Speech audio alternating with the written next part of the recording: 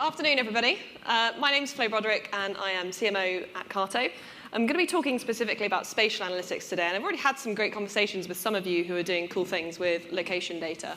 And I think the great thing about what we're going to do today, we are daring to do a live demo to show you a use case in action.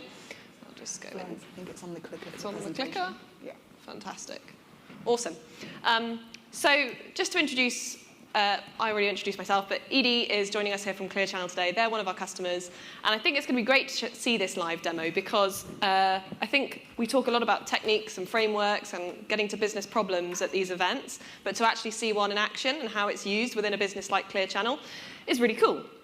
But before we go into it, I want to ask you all some questions. First of all, has your office location changed since versus 2 years ago, or let's say 3 years ago now? COVID started almost 3 years ago. Yeah. So almost all of you, office location has changed. Are you or your family living in a different location versus 2-3 years ago? Yep, so most of us have moved house. Any of you using e-commerce way more than you would have used 2 or 3 years ago? Perhaps, yeah, okay. Loads of consumer pattern changes here.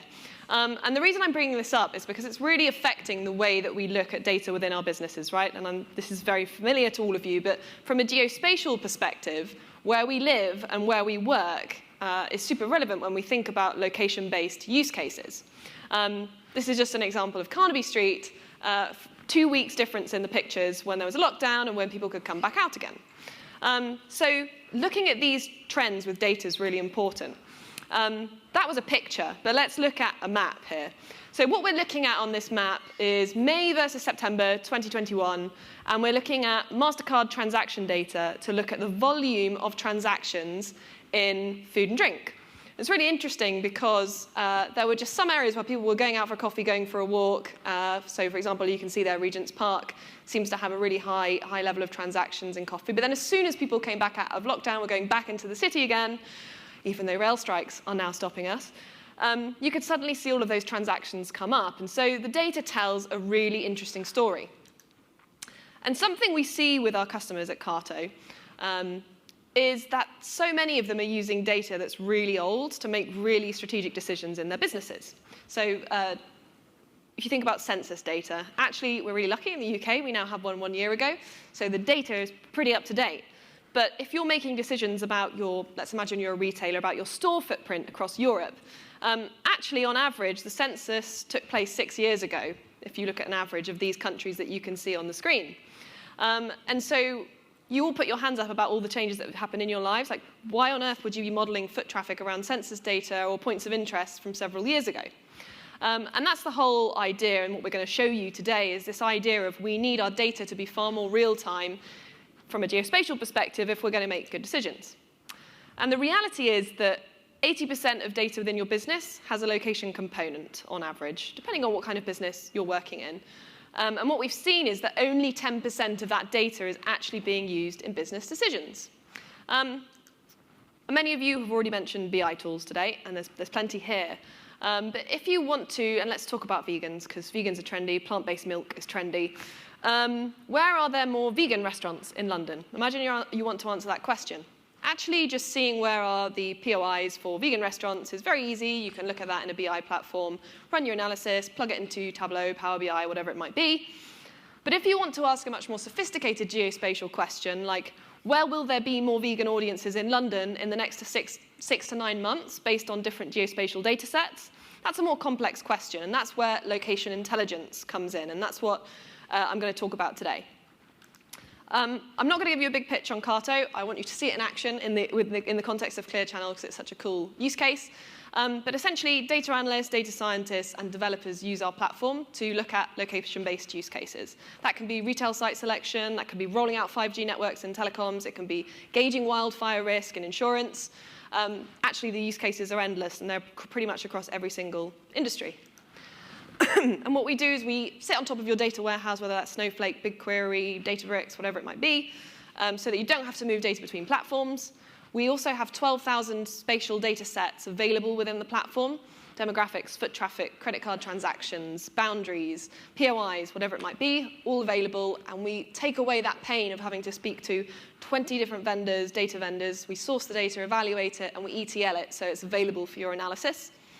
And we make it accessible. How many of you have a GIS team within your company? Any hands up? Any GIS? Yep, there's a few.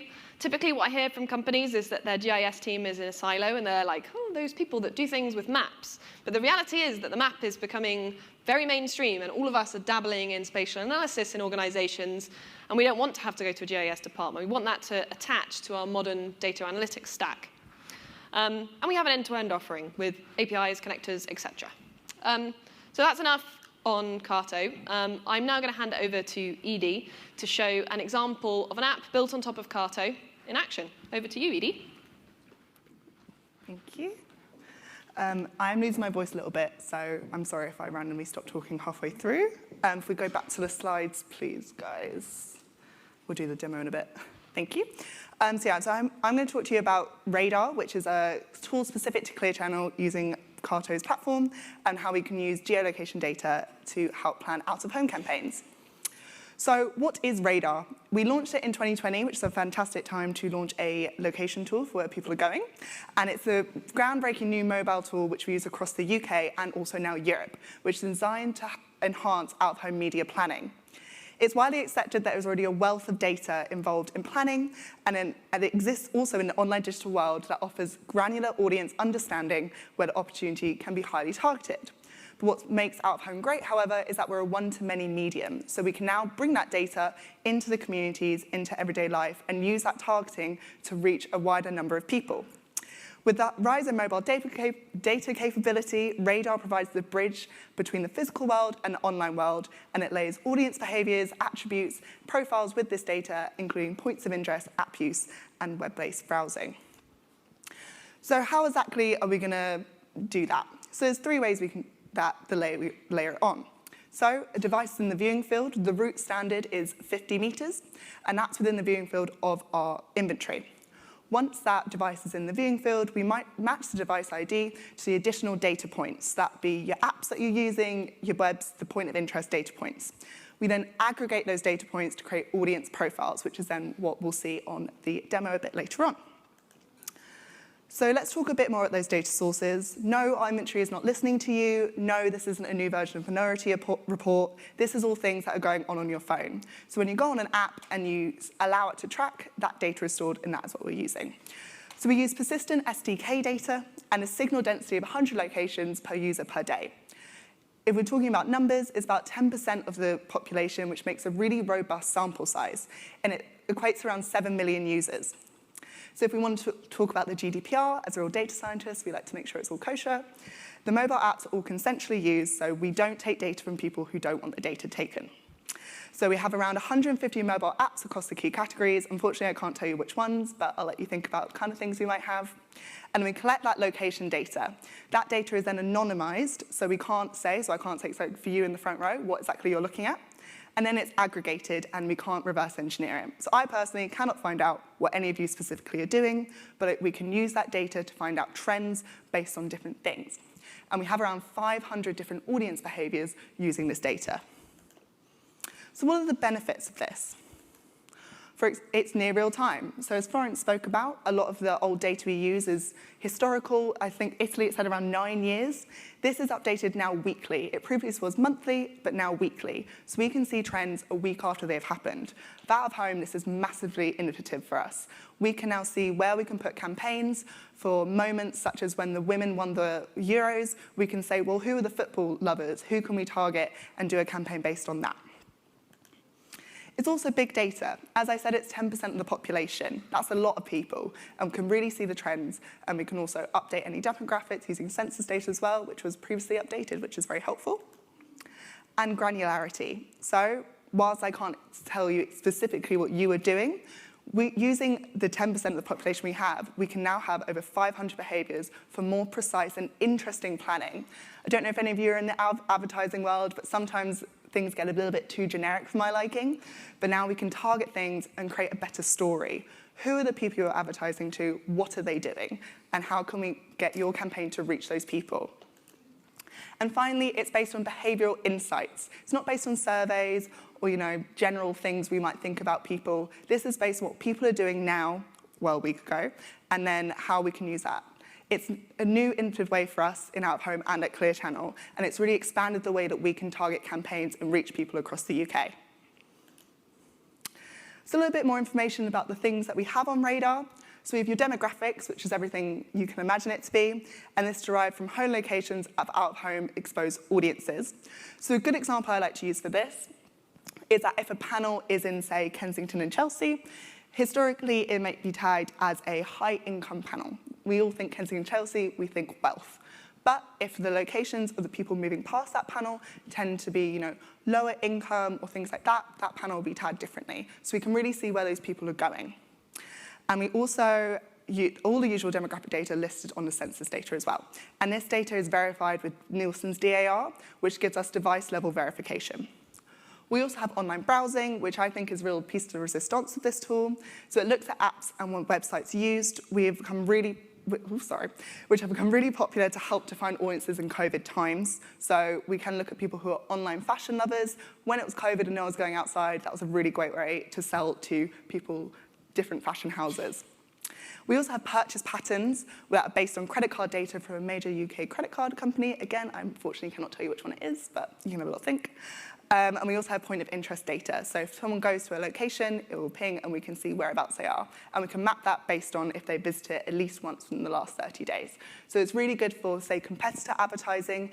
If someone wants to target someone who's directly taking their customers, we can see if those customers have been to their competitor and maybe put some panels outside those stores to drive some people away. And then so this really is where we feel Radar fits. So out-of-home gives broadcast mass advertising reach, and then there's one-to-one advertising. Radar lets us bridge that gap, so we can look at what people are doing, where they're going, and really combine the art and science of out-of-home planning. It's a nice little graph to help show. So now I'm going to go over to the demo to give you a little idea of what Radar looks like. So for this example, I'm going to look at just AdShell and AdShell Live. So this is like your bus shelters, 6-sheet things for those who aren't aware of the out-of-home language. I wasn't until I joined Clear Channel, so no judgment. And this is kind of what the tool looks like. So every single one of our inventory is on Radar, which is fantastic for us to be able to plan campaigns across all of our inventory. And I thought I'd do something a little topical and talk about the World Cup. So if we can look, so I can also do boundaries if I want to look at London, the Northwest, anything like that. And I'm going to go to week 39, which was our most recent data update. And I hope the internet works, it does. So when we look at football, kind of audience we can have, so I can look at people who are specifically into football, just search that in, and it won't come up, which is fantastic. We love when things go well on a demo. If I go into sports, there we go. And I hope to tick football.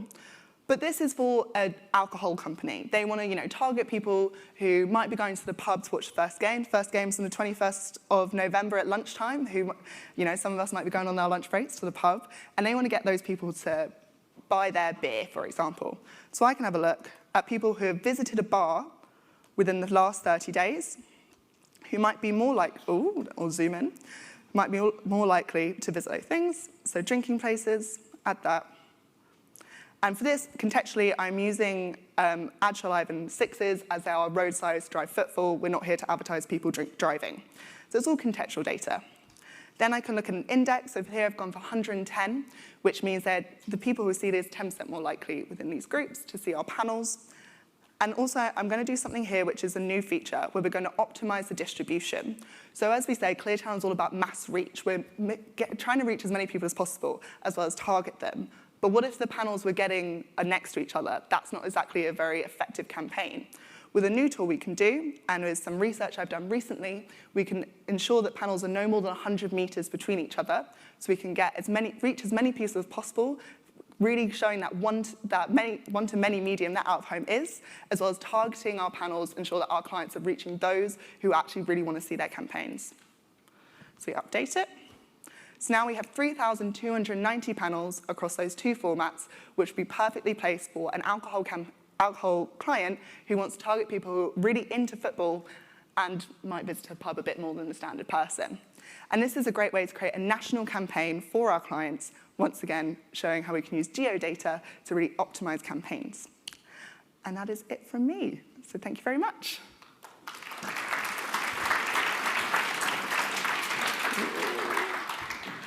Or could I unplug this? If we just pop back to the presentation for the final slide. Really great presentation. Awesome. Fantastic. So that's everything we have, and I think it's great we didn't really zoom in on cities and look at that at a granular level, but to see how quickly you could get an insight that could be useful to a customer, I think is very powerful. So thank you, Edie, for coming and being brave and doing a live demo at events, because that's always a bit scary. So if you have any questions, feel free to ask us. I'm not sure if we're doing those on the spot now, but if not, we have a stand. And I would encourage you all to think about what are the geospatial use cases within your business. There's so much potential. Let's change it from 10% of that data being used for decision making. And let's find some cool new use cases. So thank you very much.